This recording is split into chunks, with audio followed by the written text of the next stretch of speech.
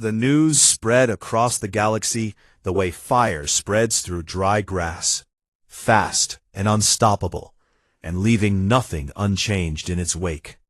Within hours of the battle's end, every species in the conclave had seen the recordings, and the recordings showed everything.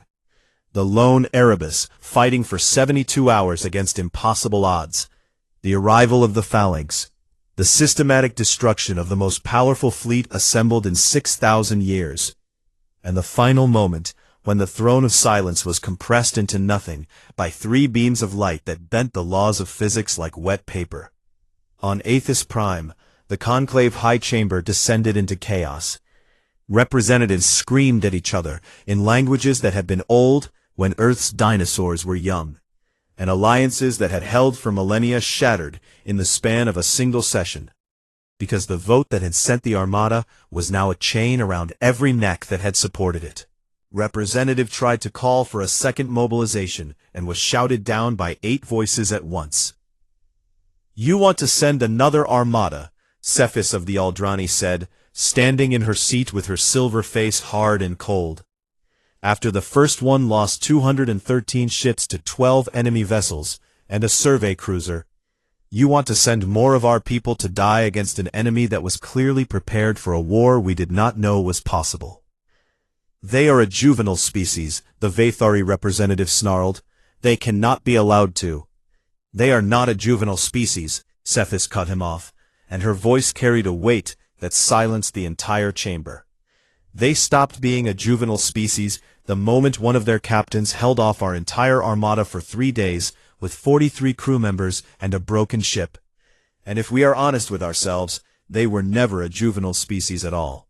We simply told ourselves they were because it was easier than admitting that we were afraid of what they might become." The chamber was silent. "The Eldrani withdraw from the conclave," Cephas said. The words fell like stones into deep water. "The Thanari also withdraw," said another voice. "And the Oruk." 3 species in 3 minutes, and by the end of the day 2 more had followed, and the conclave of 12 was the conclave of 7, and shrinking, and the cracks were spreading faster than anyone could repair them. Because the Battle of Kethera had not just been a military defeat, it had been a revelation. For thousands of years, the elder species had maintained their power through a simple and unspoken agreement. They were the strongest, they made the rules, and everyone else obeyed because the alternative was destruction. But now the galaxy had seen that the strongest could be beaten, and that changed everything. On the Kreth homeworld, the Hive Queens calculated the new balance of power, and did not like the numbers. And for the first time in recorded history, the Dominion began recalling its fleets from occupied territories, because holding those territories suddenly seemed less important than defending the homeland. The Polari network ran simulations of a war with humanity, and every simulation ended the same way, not with a clear human victory, but with losses so catastrophic that the network would be crippled for centuries, and the Polari had not survived this long by fighting wars they could not win. Trade routes that had been controlled by the Conclave for millennia were suddenly opened because the ships that had patrolled them were debris in the Kethara void. And the junior species, the ones who had been taxed and regulated and kept in their place by the elder races, began moving into those routes and claiming them for themselves. 3 vassal worlds declared independence in a single week. The revolutions were not violent because they did not need to be. The junior species simply looked at the conclave and said no, and for the first time in galactic history, the conclave did not have the strength to make them say yes.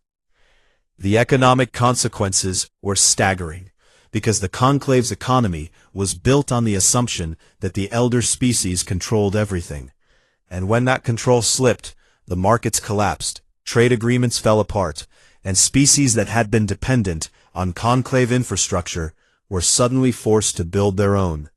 The Vathari war economy buckled under the weight of 213 lost warships, because ships were expensive and crews were irreplaceable, and the taxes needed to rebuild would have crushed a population that was already questioning why they had sent an armada against one ship in the first place.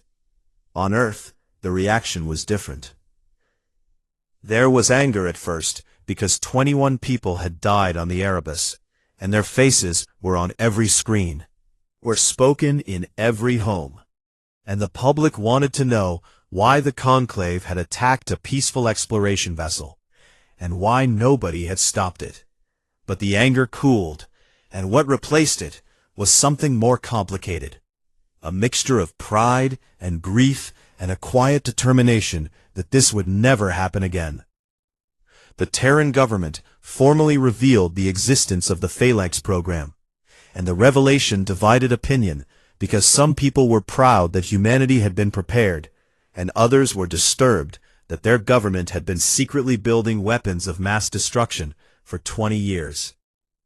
Captain Maren Voss was brought home on a medical transport, and she spent 3 months in a hospital while doctors repaired her broken ribs and her fractured arm, and the dozens of smaller injuries that she had been ignoring since the battle.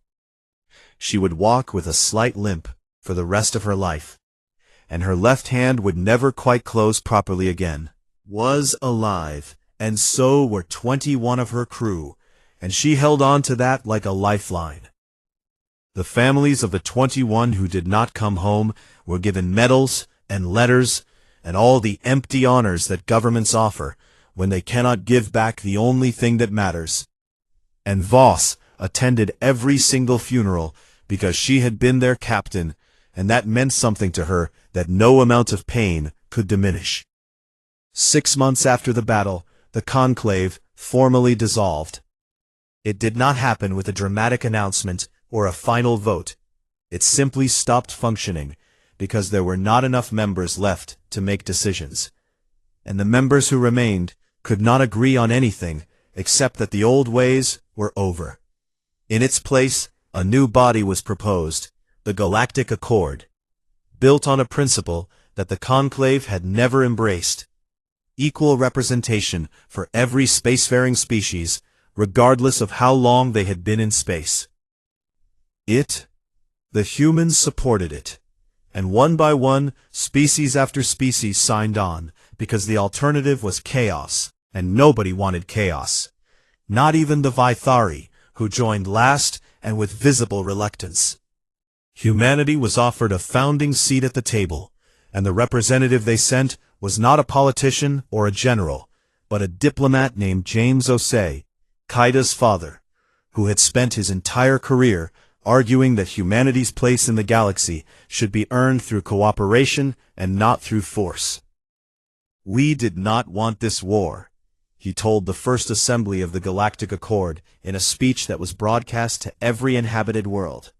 "We have never wanted war with any species, and the weapons we built in secret were not instruments of aggression, but insurance policies against the day that someone decided we did not have the right to exist. And I truly hope, that we never need to use them again." The assembly was quiet for a long time after he. Cephas of the Eldrani broke the silence. "I voted against the Armada," she said, "and I take no satisfaction in being right, because being right cost lives on both sides, and the only thing worse than a war is a war that did not need to happen." She looked at the human delegation. "But I will say this, in all my years and in all my study of the species that fill this galaxy, I have never encountered a people who fight so hard to survive and then extend their hand to the enemy they have just defeated. And I think that is the most remarkable thing about humans. Not your weapons and not your ships, but your stubborn and irrational insistence on offering mercy to those who showed you none." The Galactic Accord was ratified that day. The juvenile species classification was abolished, and across the galaxy things began to change in ways that were slow and uneven and messy, because that is how change always works, not in great dramatic sweeps, but in small moments that accumulate over time, until the world you live in is different from the world you were born into. 1 year after the battle, Captain Maren Voss sat on the porch of a small house on a human colony world called New Meridian, and the sky above her was turning orange and purple as the planet's twin suns set behind a range of blue mountains. She was retired now because the military had offered her a promotion and a desk, and she had declined both, saying that she had spent enough time in space and that what she wanted now was solid ground under her feet and a sky she could see without looking through a window. A datapad sat on the table beside her, and the screen showed a news broadcast. First contact with a previously unknown species discovered by a Terran survey vessel operating in the far rim. And the contact had been peaceful, and the new species was being welcomed into the Galactic Accord. The survey vessel's name was the Erebus II. Picked up the datapad and looked at the image of the ship on the screen, sleek and new and beautiful, carrying a crew of scientists and explorers who were going further than anyone had gone before. And she thought about the 43 people who had flown the first Erebus into the unknown, and the 21 who had not come back.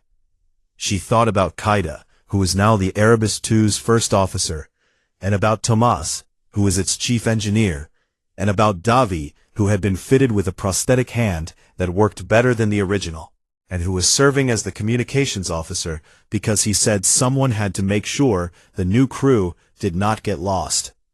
She thought about the 21 names carved into the memorial wall at Terran Expeditionary Command, and she said each name quietly to herself the way she did every evening, because she had promised herself she would never forget them.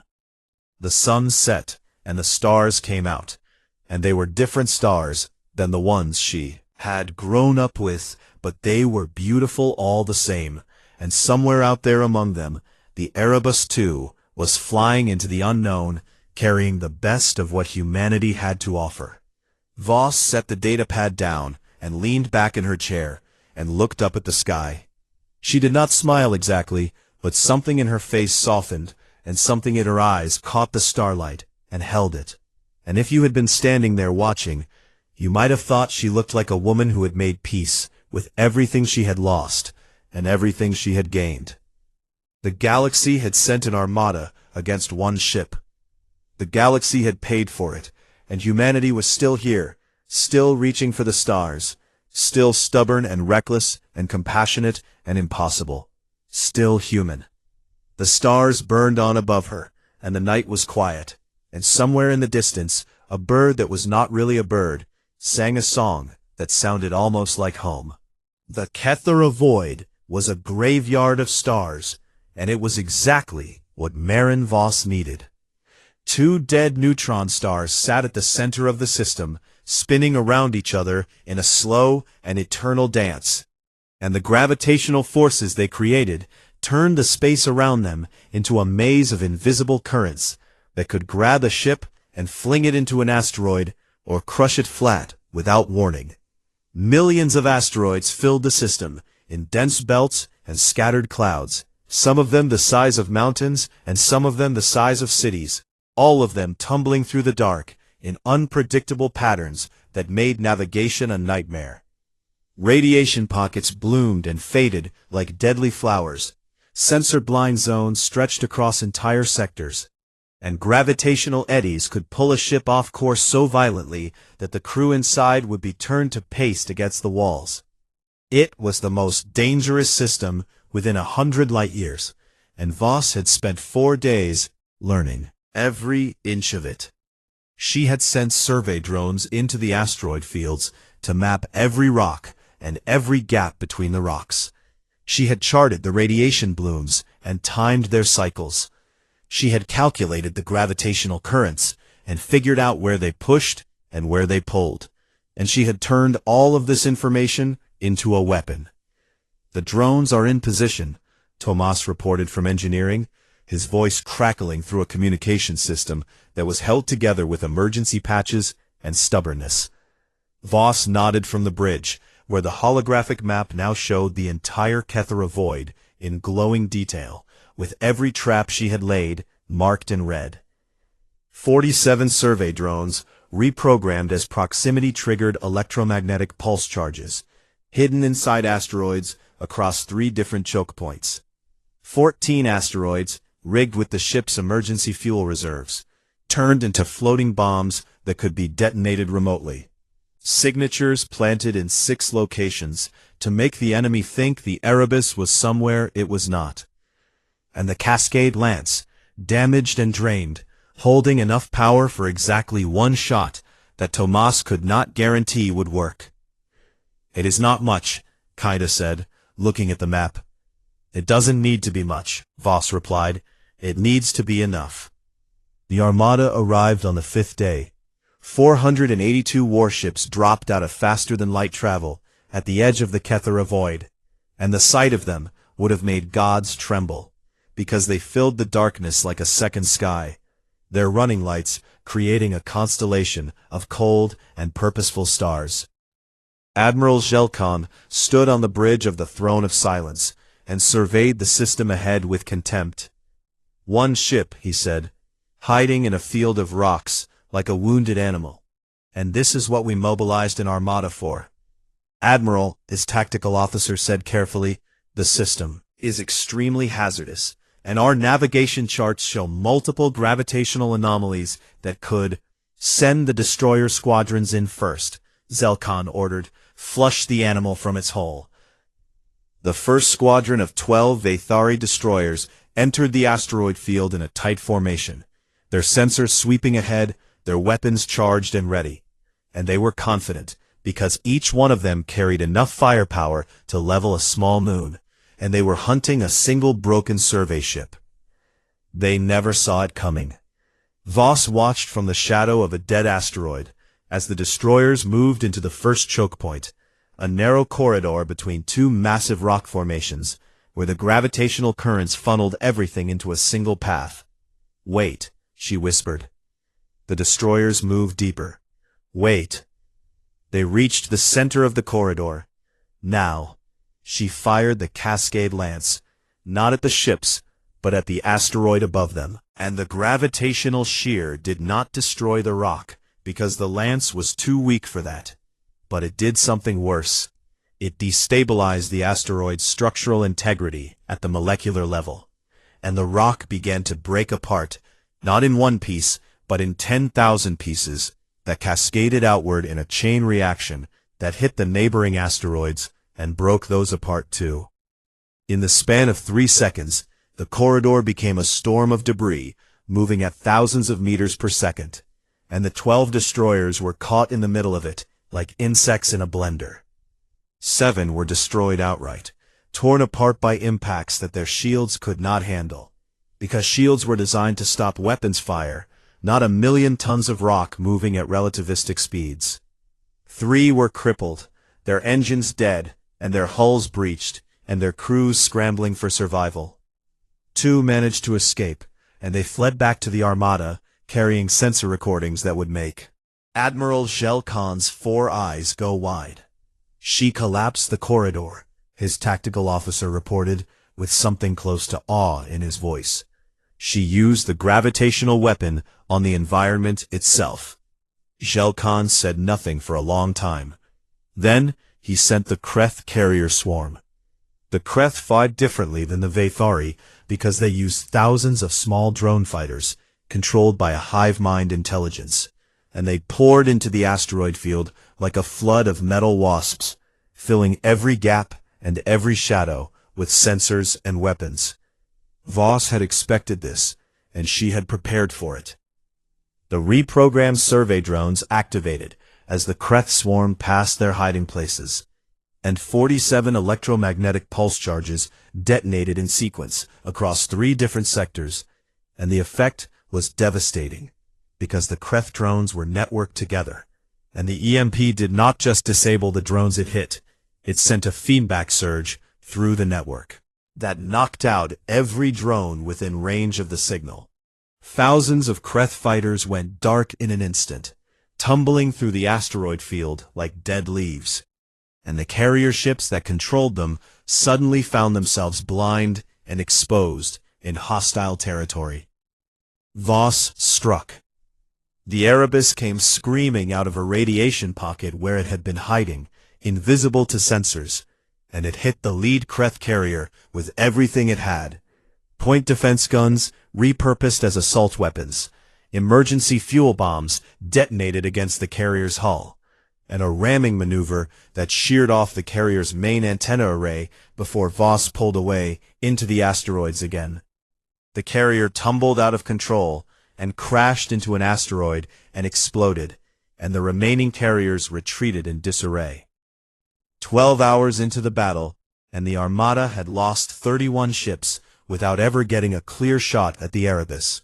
Jelkan was no longer contemptuous, sent a full battle group, 60 warships, including 2 Polaris siege platforms, into the void with orders to blanket the area with fire and destroy every asteroid the Erebus could hide behind.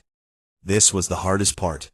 Voss could not hide from 60 ships that were willing to destroy the terrain itself, so she stopped hiding and started moving, pushing the Erebus through gaps in the asteroid field that were barely wider than the ship itself, using the gravitational currents to slingshot around corners at speeds that made her crew scream, staying one step ahead of the bombardment that was turning the Tethera void into a hellscape of fire and shattered rock.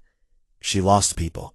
A hull breach in the lower decks killed 4 crew members before it could be sealed, and the ship's medic, Dr. Anara Patel, worked in a medical bay that had no power and no gravity, keeping the wounded alive through skill and desperation and a refusal to let anyone die on her watch. Montero was hit by shrapnel when his console exploded and he lost his left hand, but he stayed at his post because the communications array was the only thing keeping the false sensor signatures active, and without those, the enemy would find the Erebus in minutes.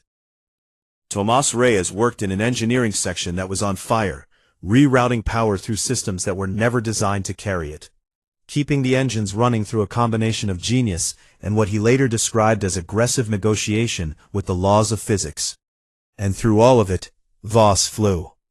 She flew her broken ship through the graveyard of stars like she had been born in the cockpit, reading the gravitational currents by instinct, predicting where the asteroids would be before they got there, finding paths through the chaos that the enemy tactical computer said did not exist.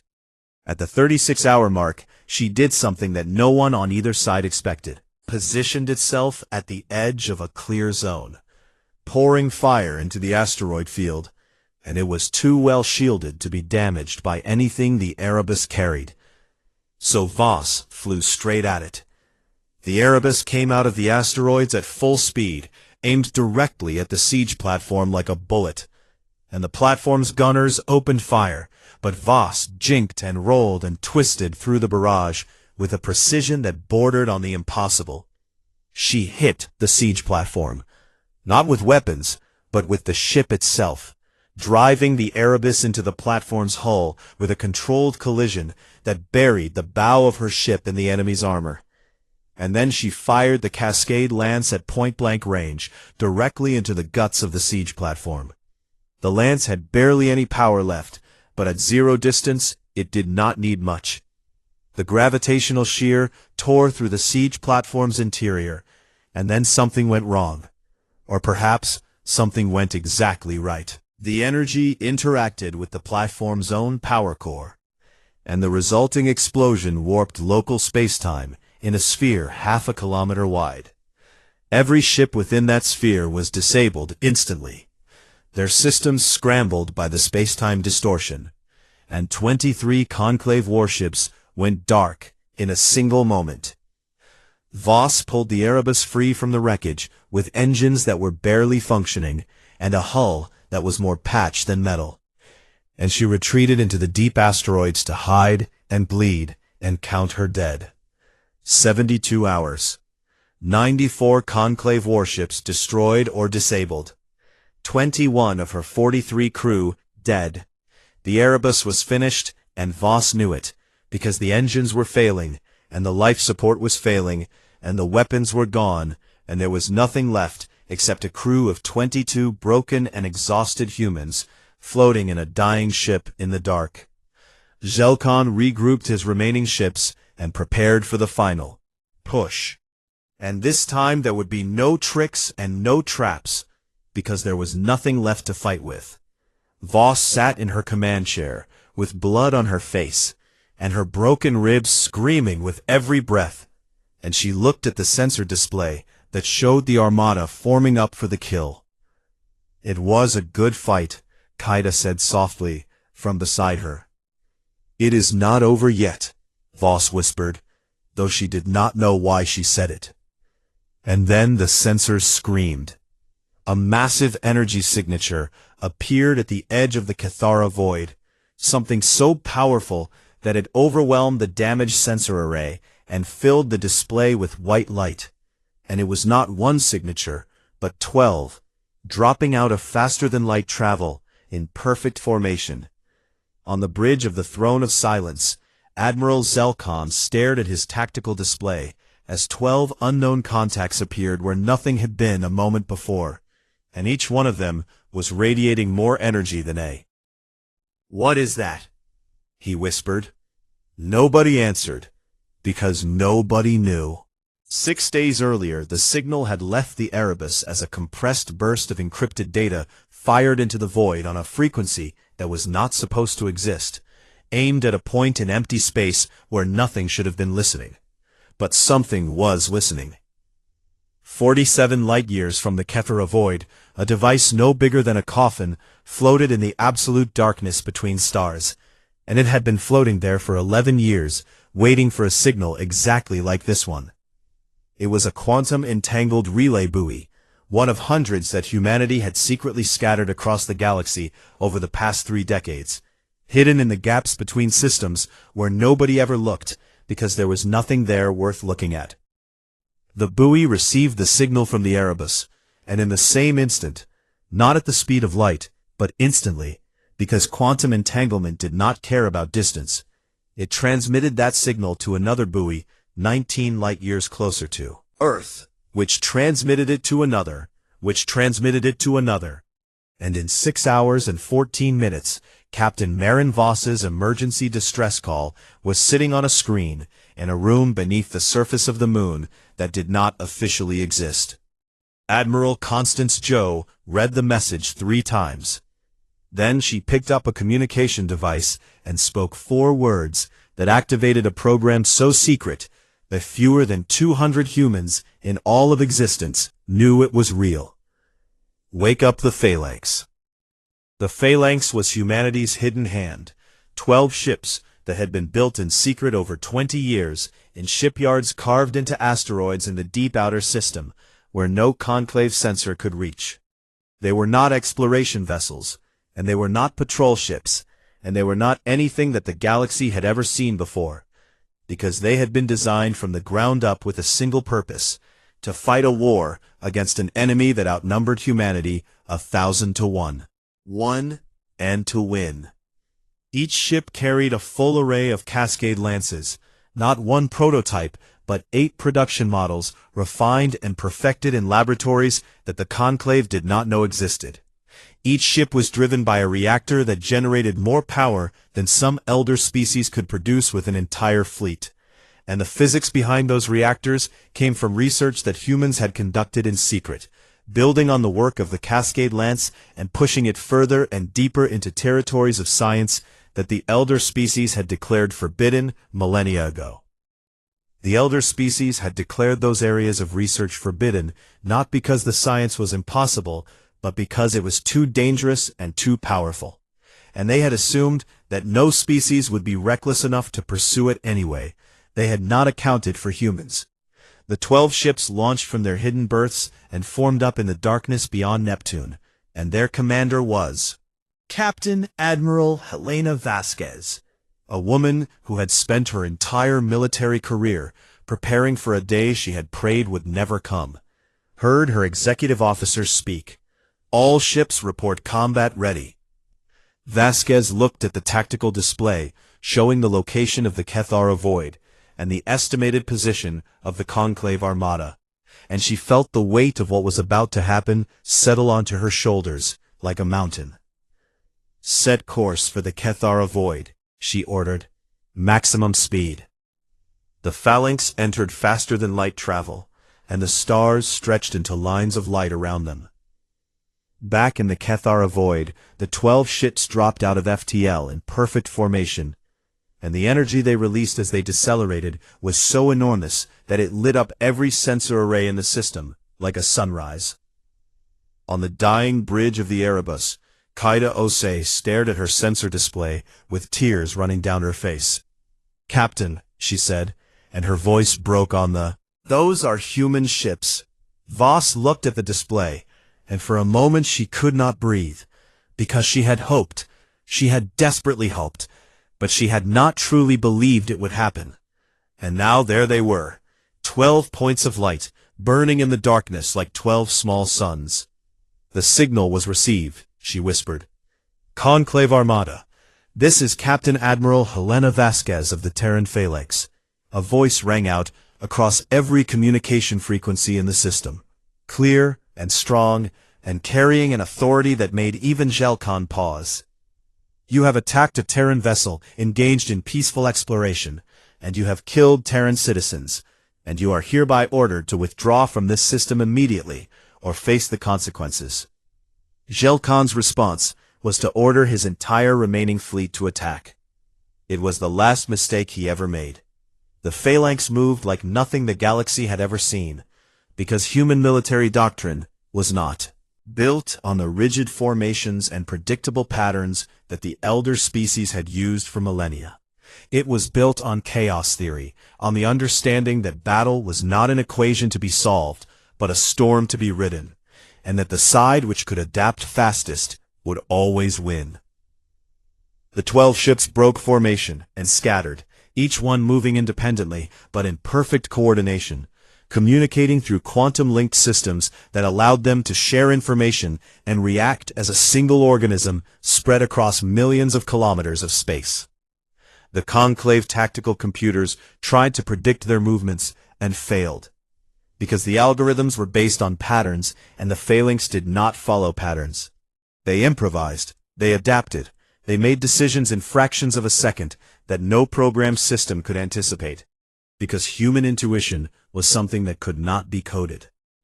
The first Cascade Lance volley struck a Vathari battle group, and 3 dreadnoughts ceased to exist. The Conclave ships fired back with everything they had, but the Phalanx ships were fast, and their pilots were skilled, and they twisted through the incoming fire with the same desperate agility that Voss had shown in the asteroid field. Except they were not desperate at all. They were methodical.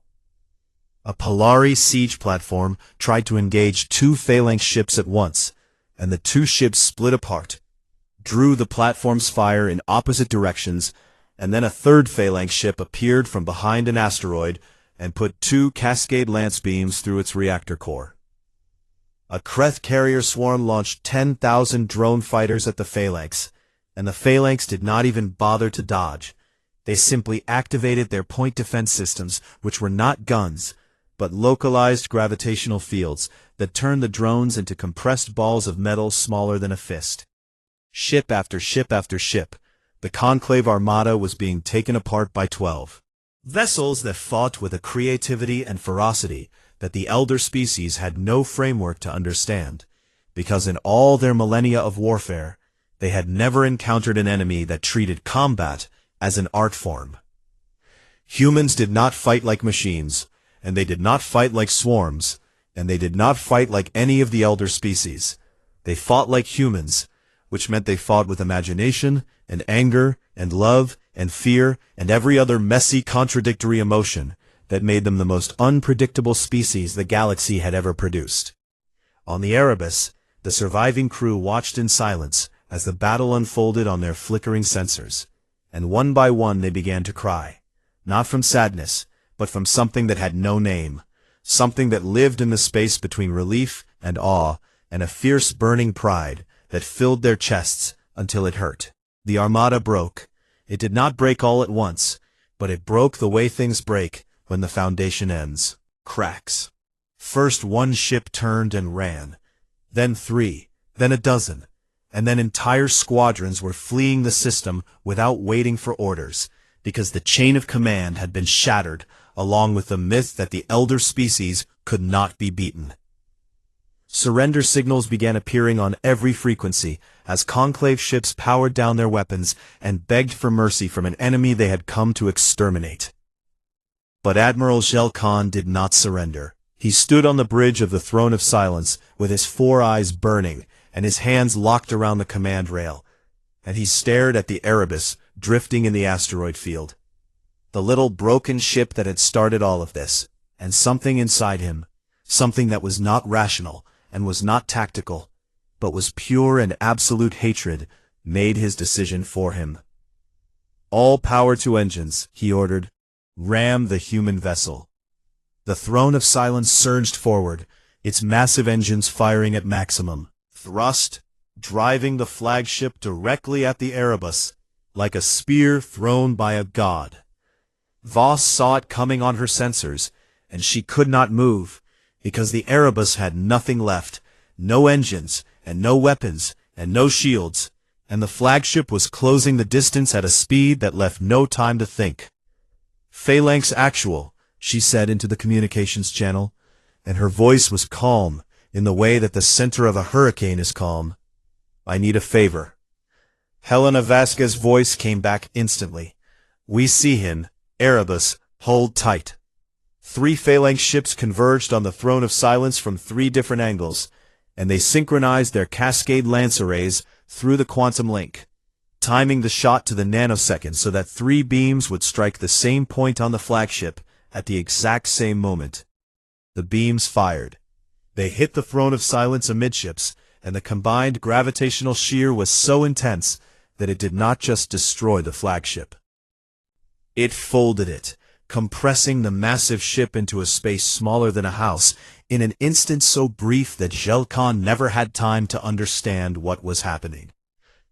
The Throne of Silence vanished as if it had never existed, and the shockwave from its destruction rippled outward through the Kethera void, and every ship in the system felt it shudder through their hulls like the toll of a bell. Silence fell across the battlefield. The Conclave Armada was finished. Of the 482 ships that had come to destroy 1 human vessel, 213 were destroyed or disabled, and the rest were scattered across 3 star systems in a state of disorganized retreat. The Phalanx moved through the wreckage with quiet efficiency, securing the surrendered ships, and sending rescue teams to vessels that were drifting without power, because humans fought without mercy, but they did not leave their enemies to die in the void. That was the difference. That was always the difference. A Phalanx shuttle docked with the Erebus, and when the airlock opened, Helena Vasquez stepped through and found Marin Voss standing on her shattered bridge with blood dried on her face, and her arm in a makeshift sling, and her crew gathered around her like survivors of a shipwreck. Vasquez saluted. Voss tried to salute back, and winced, and smiled instead. "You took your time," Voss said. "Traffic was terrible," Vasquez replied. And then they both laughed, because sometimes that was all you could do when the impossible had happened, and you were still alive to talk about it. But across the galaxy, the laughter had not started yet, because what had happened in the Kethara void was being broadcast on every communication network, and every species in the Conclave was watching the recordings of 12 human ships dismantling the most powerful military force assembled in 6,000 years. And they were afraid. Weapons. And not of the ships, but of something deeper and harder to define. They were afraid of what it meant, that a species they had dismissed as children had been building these things in secret for decades, preparing for a war they hoped would never come, but were ready to fight if it did. They were afraid, because they were beginning to understand that they had never really known what humans were, and that was the most frightening thing of all. The Conclave High Chamber was a room built to make every living creature feel small, and it succeeded at this task with a perfection that bordered on cruelty. The chamber sat at the heart of Aethys Prime, the ancient throne world, where the 12 elder species had gathered to rule the galaxy for longer than most civilizations had existed. And its walls rose so high that they disappeared into a ceiling of artificial stars that mirrored the real ones burning outside. 12 seats arranged in a circle, each one designed for a different anatomy, each one occupied by a representative who carried the weight of an entire species on their shoulders. And today, every one of them was afraid, even though none of them would admit it. "The recording has been verified 7 times, said Jelkon's holographic image from the center of the chamber. The human vessel deployed a weapon that disassembled a Vathari frigate at the molecular level. That this is consistent with gravitational shear manipulation, which places it firmly within Tier 0 classification." The words hung in the air like poison, because Tier 0 weapons were the great equalizer. The terrible fire that only the oldest and most powerful species were supposed to possess, and the idea that humans who had been stumbling around in space for barely 400 years, could wield such power was enough to crack the foundations of everything the Conclave believed about the natural order. Cephas of the Aldrani leaned forward in her seat, and her long silver face caught the light of the artificial stars above. And she was old, even by the standards of a species that measured time in millennia. "Before we proceed down a path from which there is no return," she said, her voice carrying the careful weight of someone who chose every word, like a surgeon chose a blade, "I would like to ask a simple question. Did the humans attack first, or did we?" Silence fell across the chamber like a blanket. Jelkon's holographic jaw tightened. The humans violated sacred space, and when lawfully ordered to surrender, they refused and opened fire on Conclave vessels. "That is not what I asked," Cephas replied. "I asked who fired first, and I believe the sensor logs will show that your frigates initiated the attack, after the human captain had already offered to withdraw peacefully." "The law required their arrest," Jelkon snapped. "The law required their arrest," Cephas agreed, "but the law did not require you to fire on a retreating vessel, and it certainly did not anticipate that the vessel you fired upon would be carrying a weapon capable of answering back." The chamber erupted into argument, because that was what the Conclave did best, when it was frightened. And species that had cooperated for thousands of years suddenly remembered all the reasons they distrusted each other. Vathari wanted blood, because a Vathari ship had been destroyed, and Vathari pride demanded an answer that could only be written in fire. The Kreth Dominion, insectoid creatures who thought in swarm logic, and saw every other species as either predator or prey, sided with the Vathari, because a juvenile species with Tier 0 weapons was a predator that needed to be eliminated before it grew any stronger. The Polari Network, beings who had merged their consciousness with machines so long ago that nobody remembered what they had looked like before, calculated the odds, and decided that humanity was a variable that needed to be removed from the equation. But Cephas and her allies, the Venari, the Oruk, and 2 others, argued for restraint, because destroying a species over a border incident was not justice, it was genocide, and the Conclave had survived this long because it had rules. The vote came down to 7 against 5 in favor of military action. Cephas watched it happen, with a heaviness in her chest that felt like mourning. "Then let the record show," she said, as the chamber began to empty, "that the Conclave of 12 voted to deploy an extermination armada against a single ship and a species that asked only to be allowed to leave in peace. And let the record show that I told you this would be a mistake you could not undo." Nobody listened, because nobody ever listened to the voice of reason when fear was shouting louder.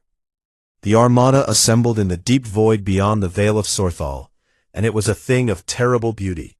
482 warships, drawn from 7 species, carrying enough firepower to crack a planet open like an egg. Vathari dreadnoughts, with their blade-shaped hulls and crystal weapon arrays. Kreth carrier swarms that moved like living clouds of razor-edged metal. Polari siege platforms that were more computer than ship, and dozens of other vessels from species who had joined the hunt because the Conclave had asked, and because saying no to the Conclave was something that simply was not done. It was the largest military mobilization in 6,000 years, and all of it was aimed at one broken ship with 43 humans aboard.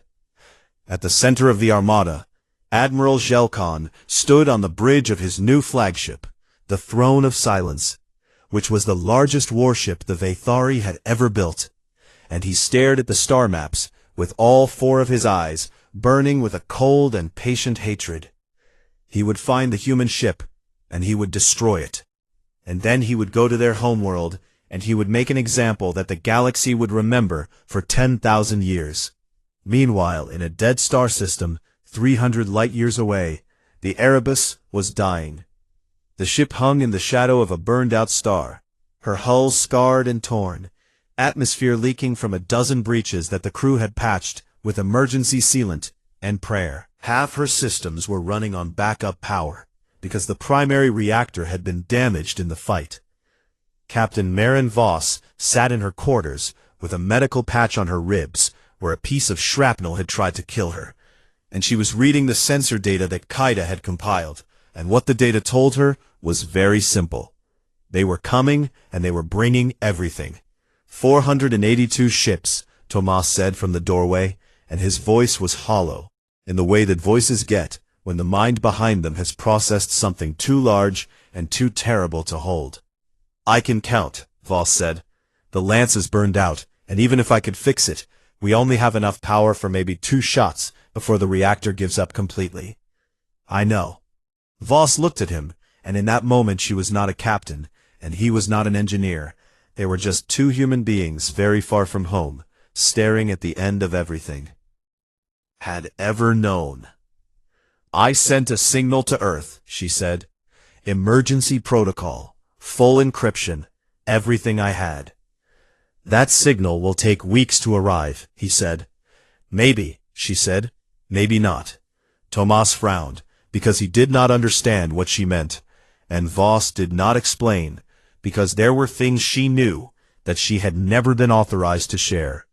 Things about humanity's contingency plans that existed in files so classified that even admirals did not have access. She stood up and winced as her ribs reminded her that they were broken. Here is what we do, she said.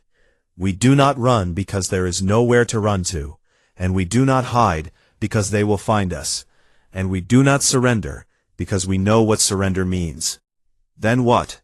We find a place where the terrain favors us, and we make them pay for every inch of space they try to take, and we buy time, because time is the only currency we have left. Laughed. Not because anything was funny, but because sometimes when a human being is pushed to the very edge of what they can endure, something breaks loose inside them, and the fear falls away, and what is left underneath is something old and hard and unbreakable. You are insane, he said. I am human, she replied. Same thing. She walked to the bridge where her surviving crew was waiting, and they looked at her with eyes that held fear and exhaustion and something else, something that burned like a small flame refusing to go out in a hurricane. Listen to me, she said, and her voice was not loud, but every person on that bridge heard her, as clearly as if she had spoken directly into their souls. They are sending an armada because they are afraid of what we represent, and they should be afraid, because we are the species that learned to make fire in a world that wanted us dead. We are the species that crossed oceans in boats made of wood. We are the species that looked at the void between stars and said, yes, we can cross that too. She paused and looked at each of them one by one. They have 482 ships, and we have 1. And I am not going to stand here and tell you that those are good odds, because they are not. But I will tell you this. We are going to make them remember this fight for the rest of galactic history. Nobody spoke for a long moment. Then Kaida Osei straightened in her seat and said, Where are we going, Captain? Voss smiled, and it was the kind of smile that wolves give to the dark. The Cathara Void, she said. It is a dead star system full of asteroid fields and neutron star remnants and gravitational anomalies. And it is going to be the worst place in the galaxy to fight a battle if you are flying a big, expensive warship. She turned to the helm. Set a course and push the engines as hard as they will go, because we have a lot of work to do before our guests arrive. The Erebus turned its broken nose toward the darkness and began to move. And behind it, the Armada was already on its way. The Erebus drifted through a cloud of purple and gold dust that stretched across the void like a curtain between worlds, and Captain Marin Voss stood at the observation window watching it swirl around her ship like something alive. She had not slept in 30 hours, but sleep could wait, because the nebula they had entered was more beautiful than anything she had ever seen in her 12 years of service with the Terran Expeditionary Corps. "Captain, sensors are picking up unusual energy signatures ahead," said Lieutenant Kaida Osei from the scanning station, her voice calm but carrying an edge that Voss had learned to pay attention to. Voss turned from the window and walked to the central command table, where a holographic map of the region floated in pale blue light. "What kind of signatures?" she asked. "Artificial," Kaida replied. "Beacon markers, navigation buoys, and what looks like a sensor grid stretched across the entire mouth of the nebula." Felt something cold settle in her stomach, because beacon markers and sensor grids meant territory, and territory meant someone had claimed this stretch of space long before humans had ever looked up at the stars. The Erebus was not a warship, and it was never meant to be one, because it was a retrofitted survey cruiser carrying a crew of 43 men and women whose mission was simple: go further than any human ship had gone before, map what you find, and come home. They carried modest point defense guns and a single experimental weapon that nobody on board had ever fired, and that most of the crew tried not to think about, because the Cascade Lance was a thing that made even the engineers who maintained it uncomfortable. "Pull up the Conclave territorial registries," Voss ordered. Kaida worked the console, and a moment later, the map shifted, overlaying colored zones across the nebula and the space around it, and every single color belonged to someone who was not human. "We are inside the Vale of Sorthal," Kaida said quietly. "Sacred territory under the joint protection of the Conclave of 12. Voss closed her eyes for a moment, because this was exactly the kind of situation that could turn a simple exploration mission into an interstellar incident, and humanity could not afford an interstellar incident.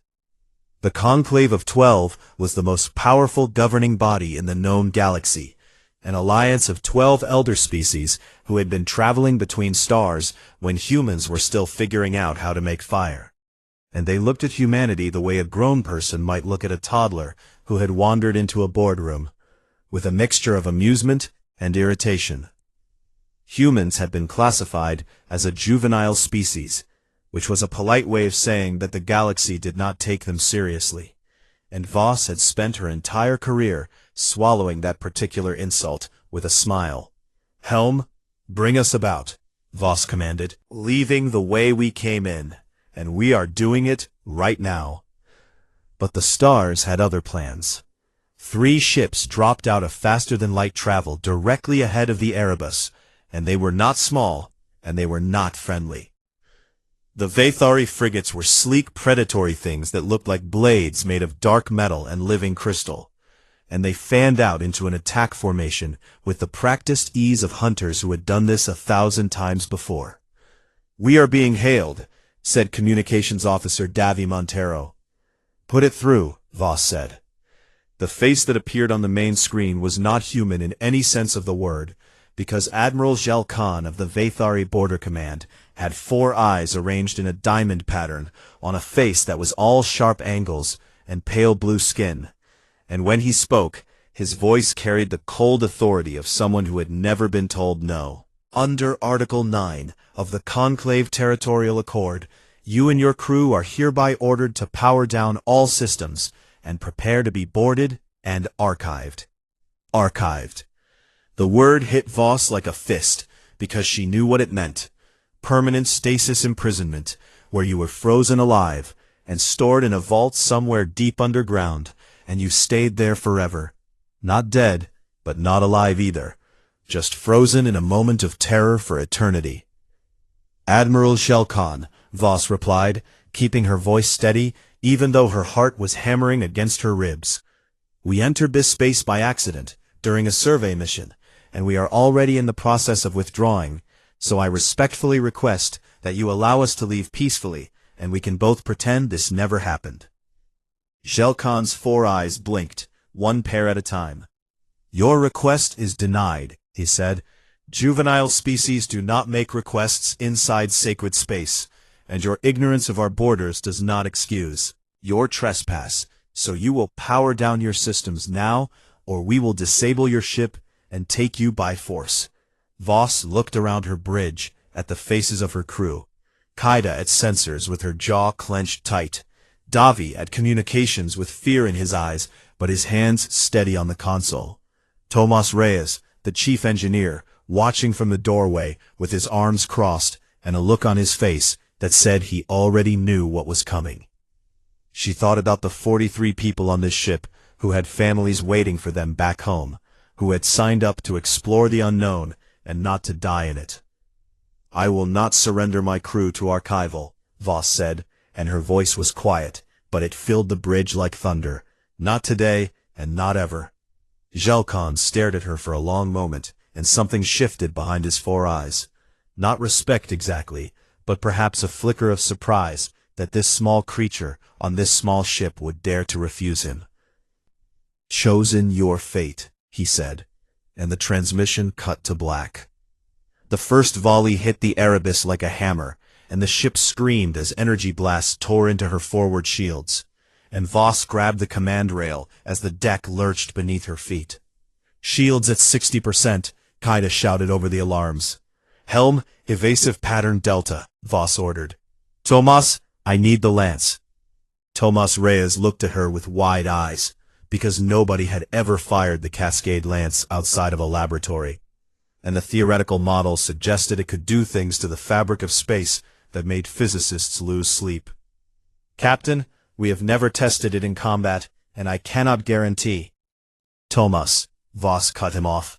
They are going to kill us or worse, so give me the lance now. He ran. The Erebus twisted and rolled through space as the 3 Vathari frigates closed in, their weapons lighting up the void with streaks of blue fire, and Voss felt each impact shudder through the hull like a dying heartbeat. Lance is charging, Tomas called over the intercom, his voice breathless. 30 seconds. We do not have 30 seconds, Voss muttered. She pushed the ship harder, diving beneath the lead frigate, and pulling a turn so tight that the inertial dampeners groaned in protest, and for a moment she was behind them, and they were scrambling to reacquire her. Lance is ready. Fire. What happened next would be talked about across the galaxy for 100 years. The Cascade Lance activated, and a beam of impossible light erupted from the belly of the Erebus. Not a laser, and not plasma, but something that bent the eye and twisted the mind, because it was a focused stream of gravitational force compressed into a needle-thin lance that struck the lead Vathari frigate dead center. The frigate did not explode, because explosion would have been merciful, and instead the ship simply came apart at the atomic level. Every molecule in its hull was pulled in a different direction at the same time, and for one terrible, beautiful instant, the frigate became a cloud of shimmering dust that hung in space like a memorial to everything it had been. The other 2 frigates broke formation and ran. Voss stood on her shattered bridge, surrounded by sparking consoles and flickering lights, and the moans of wounded crew members. And she watched the enemy ships flee into the dark. Get us out of here, she whispered. Maximum speed, any direction, just go. The Erebus limped away into the void, trailing smoke and debris, and behind them, Admiral Shelkan sat in the command chair of his surviving frigate, with all 4 eyes wide and his hands trembling as he opened a priority channel to the Conclave High Chamber.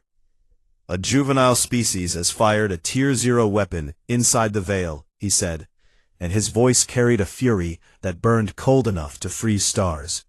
Extermination Armada. The signal raced across the galaxy at the speed of light, and the galaxy would never be the same.